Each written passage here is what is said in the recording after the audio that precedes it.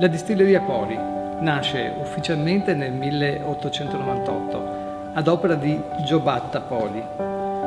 La famiglia di Giobatta Poli è originaria da Gomarolo, sulle colline di Marostica, dove esercitava l'attività di vendita al minuto e all'ingrosso di vino. Nel 1885 Giobatta pensò di trasferire l'osteria, che prima aveva a Gomarolo, in pianura a Schiavon e di aprirla di fronte alla stazione del treno.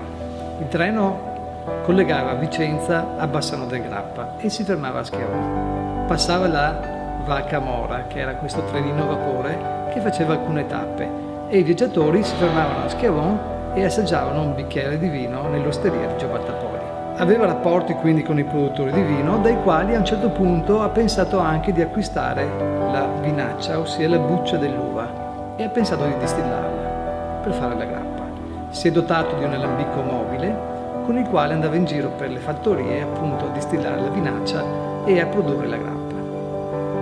La distillazione ambulante ad un certo punto è stata abolita per motivi fiscali e quindi Giobatta ha dovuto trovare un posto in cui installare un alambico fisso, stabile. Dietro all'osteria c'era una grande fattoria. La comprò e laddove c'erano delle stalle e delle mucche installò i primi alambichi.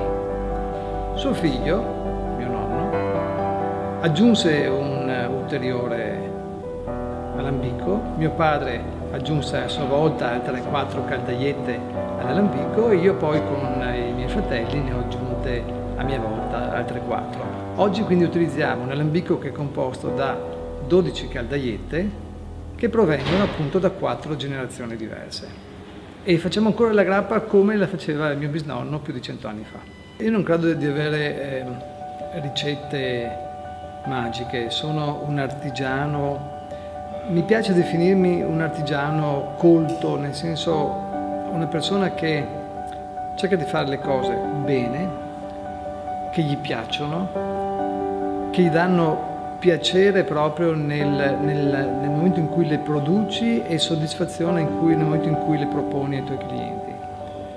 Credo che questo sia un valore che è trasmesso dalla nostra famiglia e che è un po' un valore veneto in generale, quindi appunto l'orgoglio di fare un prodotto buono e ben fatto. Credo sia un valore che ancora oggi è assolutamente attuale, lo è sempre di più e forse è questo quello che ci rende comunque attuali in un contesto economico di grandi mutamenti, dove la velocità delle cose è amplificata rispetto a molti anni fa, ma dove certi valori di fondo, che sono appunto il gusto delle cose buone, belle e ben fatte, è un valore, è un gusto, è un piacere che ancora ha un grande bisogno di essere espresso e noi credo che in qualche misura rientriamo in questo contesto e lo interpretiamo in chiave moderna.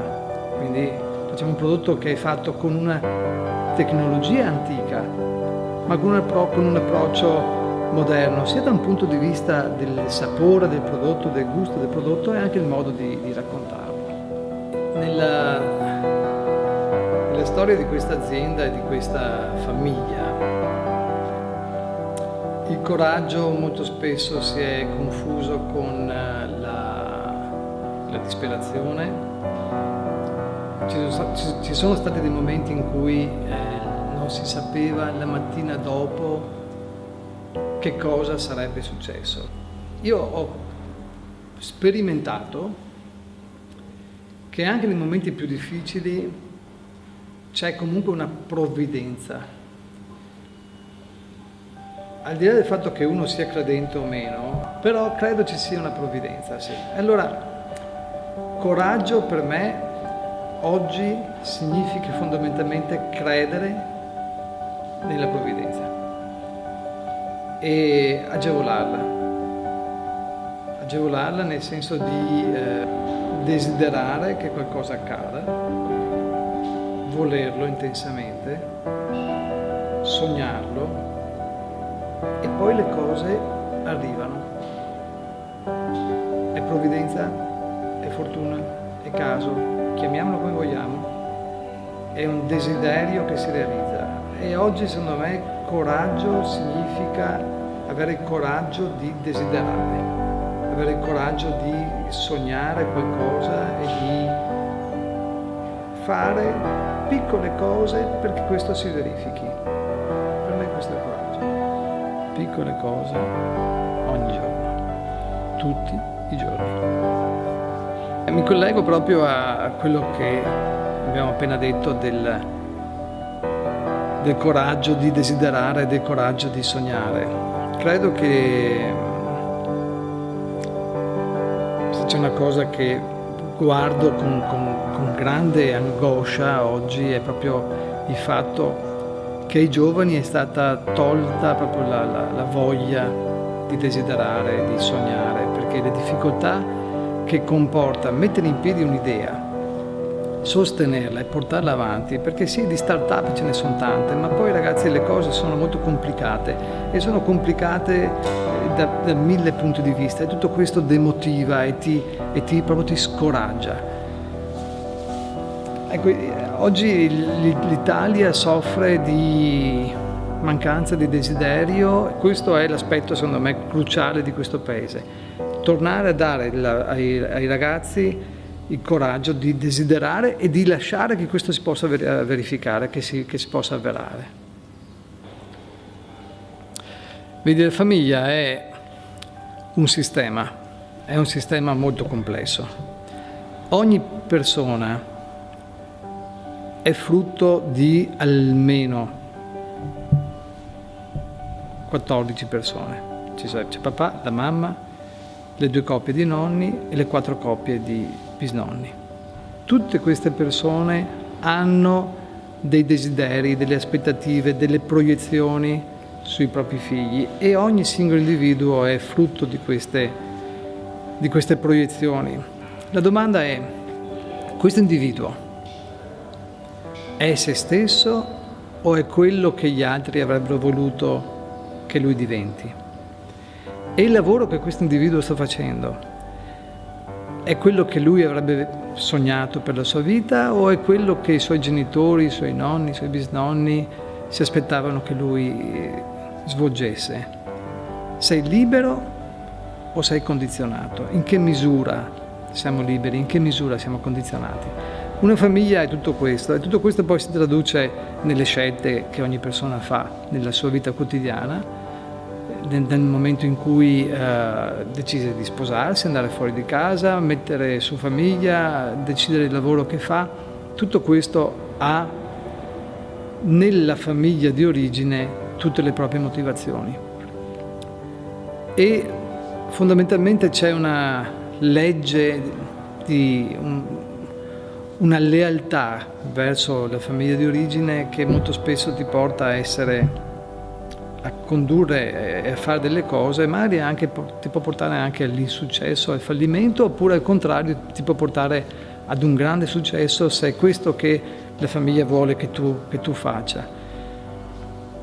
Tutto questo è quello che sto cercando in questi tanti anni di conoscere di me stesso, perché il mio lavoro e la mia persona sono intimamente collegate fra di loro. Io mi esprimo tramite il lavoro, il mio mestiere, i miei prodotti, la mia grappa sono delle espressioni di me stesso, come una poesia, come un quadro di un pittore. Io mi esprimo e parlo attraverso i miei prodotti, e quindi non riesco a scollegare la mia famiglia di origine e la mia azienda, perché sono due cose che si compenetrano fra di loro. E quello che sto cercando di capire negli ultimi anni è se e in che misura sono libero di fare tutto questo o condizionato, e un po' e un po'. Allora io questo lavoro l'ho scelto consapevolmente quando, finito il militare, andai a lavorare da Benetton. Lì mi offrirono un posto di lavoro anche piuttosto interessante. L'azienda in quegli anni andava molto male, e quindi avevo da un lato la scelta di un'azienda che stava viaggiando a vele spiegate, che era appunto la Benetton, dall'altro questa distilleria che stava soffrendo e stava per morire sotto i colpi delle distillerie industriali. Però a un certo punto ho sentito dentro di me il richiamo della famiglia, il richiamo di questa azienda che mi diceva prenditi cura di me, ed è stato quello che il momento catartico, il momento di svolta che ha fatto sì che una trasmissione, diciamo così, generazionale, data per automatica, data per scontata, è diventata una scelta di vita, e da quel momento in poi io ho vissuto questa azienda in maniera assolutamente diversa. Devo dire comunque che tutto questo lo si fa, e credo sia appunto il tema della trasmissione generazionale, del passaggio generazionale, tutto questo si fa per amore. C'è una legge dell'amore che fa sì che un individuo si carichi di pesi, di responsabilità per amore della sua famiglia, per amore dei propri genitori, dei propri nonni, dei propri bisnonni, di cui vuole soddisfare le aspettative.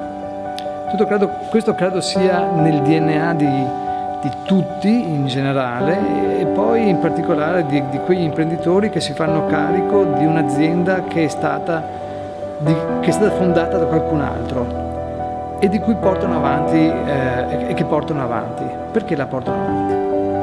Ecco, la legge dell'amore, la legge della lealtà familiare è alla base di tutto questo dal mio punto di vista, e in qualche misura può anche provocare, diciamo così, dei dilemmi personali piuttosto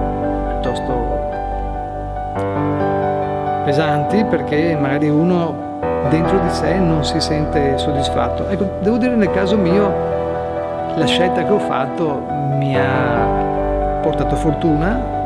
Sento di essere una persona fortunata e di avere realizzato tante cose, e spero di poterlo continuare a fare, perché a questa famiglia voglio bene, e desidero che tutti i membri, anche quelli che non ci sono più di questa famiglia, siano riconosciuti, siano onorati, siano rispettati, perché molto spesso questo magari per vari motivi non accade. Ecco, una cosa che ho sempre cercato di portare dentro di me è proprio il rispetto e la riconoscenza, nel senso proprio di riconoscere l'esistenza di tutti i membri di questa famiglia che ho dietro le spalle. Beh, ce ne sono alcuni allora di momenti importanti.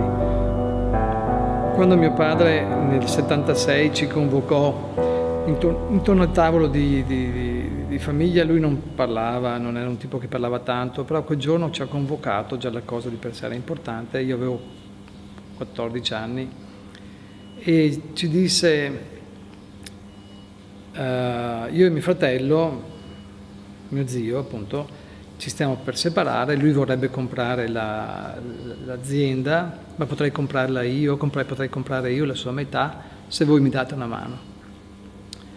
E io sentii l'importanza di questo momento, e anche se non capivo di cosa stavo parlando, io ho detto papà, io ci sono, e lui prese il coraggio e si indebitò fino al collo e acquistò la metà di suo fratello, di mio zio, e poi portò avanti l'azienda. Questo è stato un momento importante, come pure quando ho conosciuto mia moglie, che poi è l'anima del Museo della Grappa e mi aiuta in tutta l'attività di comunicazione che fa appunto il museo. Ma poi di aneddoti ce ne sono. Adesso, proprio oggi, non so se è opportuno contestualizzare questa intervista ad oggi, ma è mancato Prince. E io ricordo quando ero in Germania, nell'albergo Schweizer Stuben, che era un albergo importantissimo della Germania, 3 stelle Michelin, e avevamo appena distillato le pere, la prima volta che avevamo distillato le pere.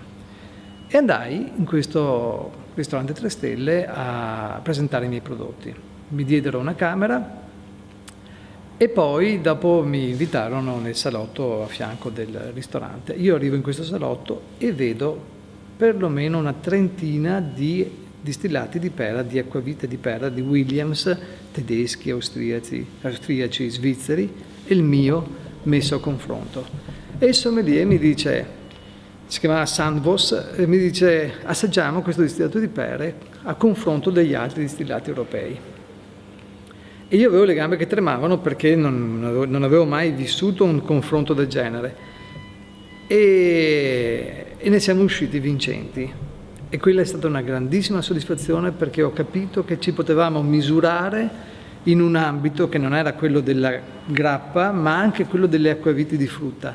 Sono tornato in camera, c'era una suite meravigliosa, con un impianto stereofonico che era rarissimo trovare nelle camere degli alberghi, ma questo è un albergo particolare, e c'era un disco di Prince. E io mi ricordo di avere riempito la vasca, c'è una vasca a idromassaggio enorme, bolle dappertutto, mi sono messo dentro sulla vasca da bagno, acceso lo stereo con Purple Rain a manetta e sono rimasto lì a godermi questo grande momento di soddisfazione con Prince che cantava Purple Rain, e me lo ricorderò per tutta la vita. Questo è stato uno, mi dispiace, oggi è mancato, per cui gli dedico un affettuoso ricordo.